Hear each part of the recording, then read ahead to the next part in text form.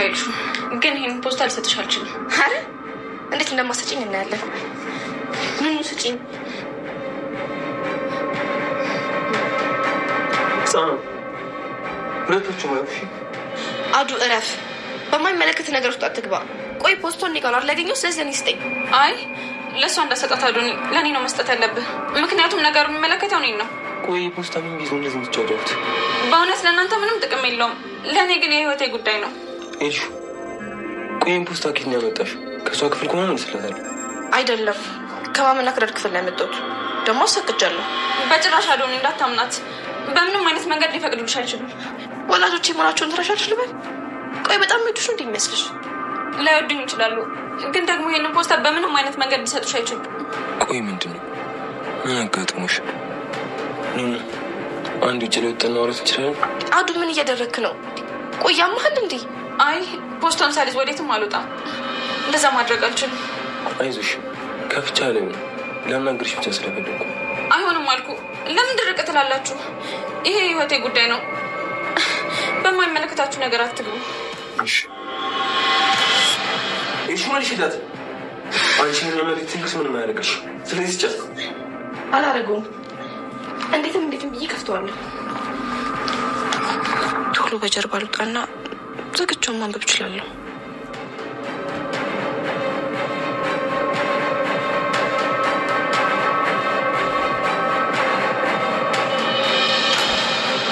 አዱ ታስጠላኛለህ እሺ ቆይ ወንድምነት ላይ ነው እሷ እንዴት እንደስታርገኛለህ ዝም በይና አርፈሽ ተቀመጪ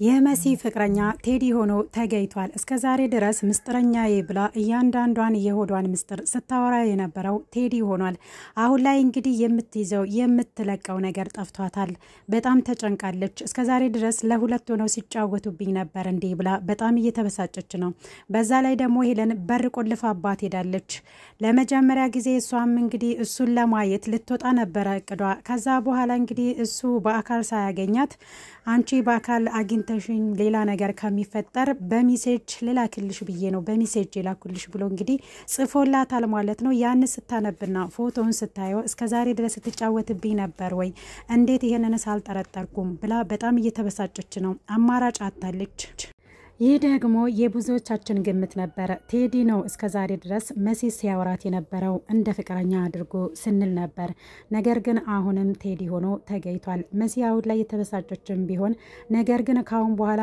ምንም አታመጡም ለምን ቆለፍሽብኝ በር ክፈቱልኝ ድረሱልኝ እያለች እየጮኸች ነው ያለችው ግን ማንም አልደረሰላትም በጣም ነው የምታሳዝነው እሷ እንግዲህ የሆዴን የማወራው ምስጥረኛዬ የምስጥሬን የማካፍለው ሰው አግኝቻለሁ ብላ ሞታለች እስከዛሬ ድረስ እንግዲህ ምስጥሯን ዝርግፍ አድርጋ ለቴዲ ነበረ ስታወራ የነበረው አሁን ላይ እንግዲህ አሷ ሄለን ምንም አታመጣም ምንም አታደርግሽም አንቺ ካሁን በኋላ የኔ ፍቅረኛ ነሽ ምንም ማድረግ አልችልም እውነታው ይሄ ነው ብሎ አፍረጥርጦ ነግሯታል ማለት ነው እንግዲህ የመሲን መጨረሻ የምናየው ይሆናል ሌላኛውና ዋነኛው ነገር ሄለን ናት ሄለን በአሁን ሰዓት ላይ በጣም ደንግጣለች በስተመጨረሻ የባሏ መሞት ሰምታለች ማንም አልሰማም አጎት ተብዬዋ ግን ሰምቷል ካሁን በኋላ ሄለን ምን እንደሚወጥሽ አያለውኝ እንዴትስ ልናገራቸው ተገሎ ቦይ ውስጥ ተጥሏል ብዬ እንዴት ልነግራቸው እችላለሁ ብሎ በጣም ፈርቷል ለማንም ሳይናገር ግን ከቤት ወጥቷል እሱ ከቤት ከወጣ በኋላ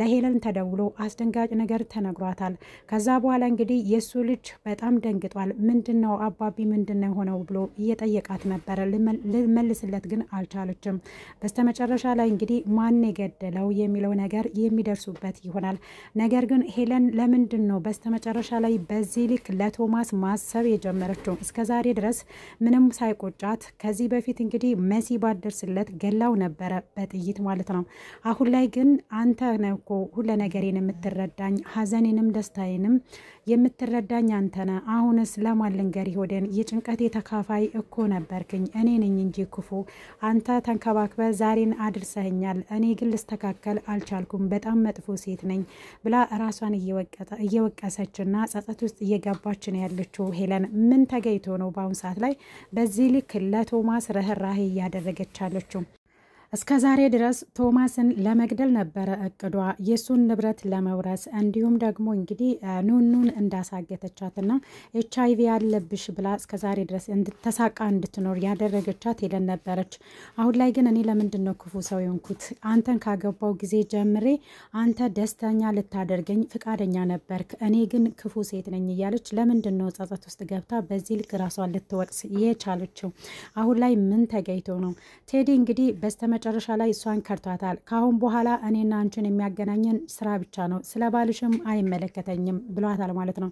ያንተ እጅ አለበት ወይ ቴዲ ብላ በስተመጨረሻ ሄዳ ጠይቃው ነበረ። እሱም ከባልሽ እኔ ምንም ጉዳይ የለኝም፣ አንቺና እሱም ገደል መግባት ትችላላችሁ ብሏል ማለት ነው። እና እንግዲህ የቶማስ ስልክ ወድቆ ነው መሬት ላይ የተገኘው። ሄለን ደግሞ የምትጠራጠረው መሲ ሁሉንም ምስጢር ነግራው ነው ብላ ነው የምታስበው። ልክ እንደ ጓደኛው እንግዲህ አሁንም እሱን ገለውት ሜዳ ላይ ጥለውት ፖሊሶች አግኝተውት እንግዲህ አሁን ላይ ሄዳችሁ ሬሳችሁን መርምራችሁ ውሰዱ ለማለት አጎትየው በጣም ፈርቷል ማለት። የአዶናይ አጎት እንግዲህ አሁን ላይ ያውቃል ቶማስ መሞቱን መገደሉን ያውቃል። ማን እንደገደለው ግን አያውቅም። እሱንም ለማጣራት እንግዲህ አንዳንድ ነገሮችን እያደረገ ነው። እዛ ቤት ውስጥ እንግዲህ ለአንድ ሰው መናገር አለብኝ፣ ለኤልሹ ልናገርን ለሷ መናገር አለብኝ ብሎ ቆርጦ ነበረ ማለት ነው። ከዛ በኋላ ራሷ ፌንት ብትበላስ በኋላ ችግሩ ለኔውን አይደለ አይ ይቅርብኝ ብሎ ለኤልሹም ሳይናገር ወጥቷል ማለት ነው ከቤት። በስተመጨረሻ ላይ ነው እንግዲህ ሄለን የባሏን መሞት የሰማችው። እስከዛሬ ድረስ ለመግደል ስታስብ ነበረ። አሁን ላይ ደግሞ ሌላ ወጥመድ ውስጥ ልትገባ ነው ሄለን። እንግዲህ ከነ አዶናይ አጎት ጋር እንግዲህ ሌላ አዲስ ጦርነት ልትጀምር ነው ማለት ነው።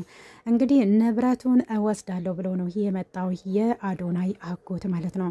በዛ ላይ ደግሞ የአዶናይ አባት መሞት ጀርባ ሄለን እንዳለችም ነቅቷል። እንዲሁም አዶናይም ምንድነው የምትሰራው ሄለን? ለምንድን ነው በዚህ ልክስ እንደዚህ የምትሆነው? ምንድነው ስራዋ? ህፃናቶችም ደግሞ እየሰበሰበች እረዳለሁ ትላለች። ይህ ነገር ከዚህ በፊት የለም። አሁን ላይስ እንደዚህ አይነት ስራ መቼ ጀመረች የሚለውን ጥያቄዎችን ራሱ ይዞት ለመድረስ ደግሞ ሁሉንም ነገር አጠናቆታል ማለት ነው። በተለይ ክፍሏ ውስጥ አስቀምጧል ድምጽ የሚቀዳ ነገር። ያንንም ለማውጣት እንግዲህ ወደ እሷ ክላስ አቅንቶ ነበረ። እሱ ስለማውጣት ምናልባት ሄለን ትደርስበት ይሆን ወይስ በሰላም ከዛ ቤት ውስጥ የድምጽ ቅጂውን አውጥቶ ይወጣና የሄለንን ጉዳይ ያውቅ ይሆን? በስተመጨረሻ ላይ እንግዲህ የሚቀጥለው ክፍል ላይ የምናየው ይሆናል። ቶማስ ያሳዝናል። እንዲሁ እንደ ጓደኛው እየተንከራተተ የጓደኛውን ሞት ማን ነው ያለበት የማጅን ያለበት የሚለውን ነገር ሳይደርስበት ራሱም ደግሞ መንገድ ላይ ቀርቷል። ይህንንም የሚያውቀው የአዶናይ አጎት ነው ማለት ነው ሁሉንም ምስጢር።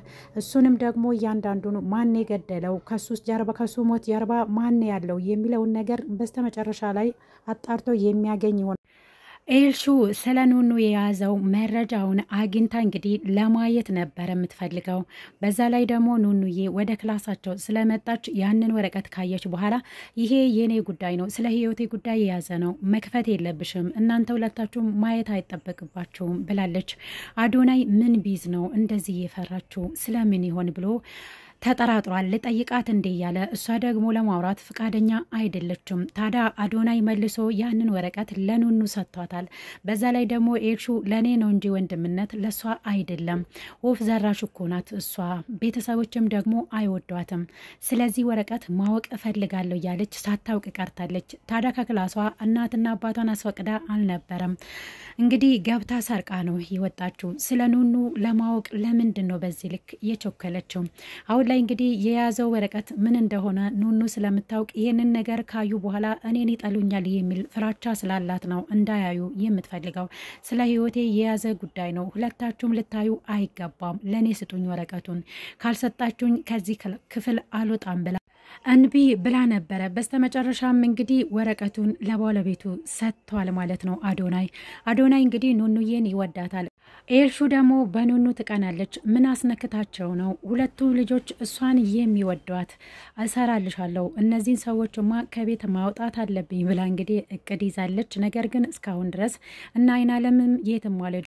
ኤልሹ ለአዶናይ ኑኑ ከወንድሜ ጋር ቤተክርስቲያን ሄዳለች እሱን ይዛን ሄደችው አሁን ላይ እሱን ያፈቀረች ትመስላለች ለምንድነው በዚህ ልክ ጋጠወጥ የሆነችው ብለዋለች ማለት ነው ምክንያቱም አዶናይ እሷን እንዲጣላት ትፈልጋለች ነገር ግን አዶናይ አሁን ላይ የኔ ብቻ ነው የምትሆነው እሱ የሱማ መሆን የለባትም ብሏል ማለት ነው እንግዲህ የኤልሹ ወንድም ደግሞ እሷን በጣም ይወዳታል እንደውም ፍቅሯን ሊገልጽላት ነበር ማለት ነው እንደሚወዳት ነገር ግን በስተመጨረሻ ላይ እንዴት እንደዚህ ያደርጋለው ብሎ እሷ ስለነቃችበት እጄ ልቀቀኝ ሊሂድ ብላ እንግዲህ ወጣለች ማለት ነው እዛ ቤት ውስጥ እንግዲህ ሁለቱም ይወዷታል ይሄ ደግሞ ኤልሹን በጣም ያናደዳት ነው ያለው እሷ ደግሞ አዶናይን ታፈቅራለች ትወዳለች አዶናይ ደግሞ እሷን ሊወዳት አልቻለም አንቺ እህቴ ነሽ ብሎ ነው የሚያስበው ስለዚህ ኑኑዬ በዚህ ልክ ለምንድነው ወንዶች የሚወዷት ምን አስነከታ ነው ብላ እያሰበች ነው ያለችው ጥምድ አድርጋ ያዘቻትም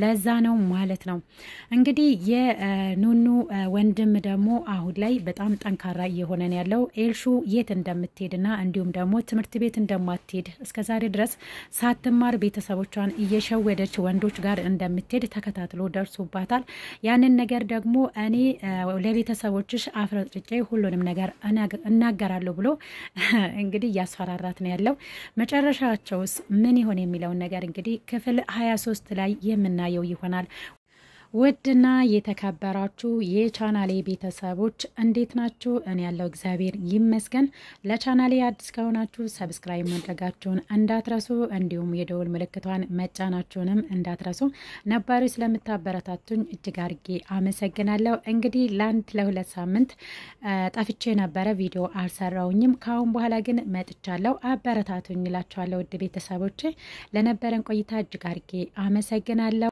ቪዲዮውን እስከ መጨረሻው ድረስ ስለተከታተላችሁኝ ክበሩልኝ በሌላ በአዲስ ቪዲዮ እስከመመጣ ድረስ ቸር ሰንብቱ ባይ ባይ ኢትዮጵያ ሀገራችንን እግዚአብሔር አምላክ ይጠብቅልን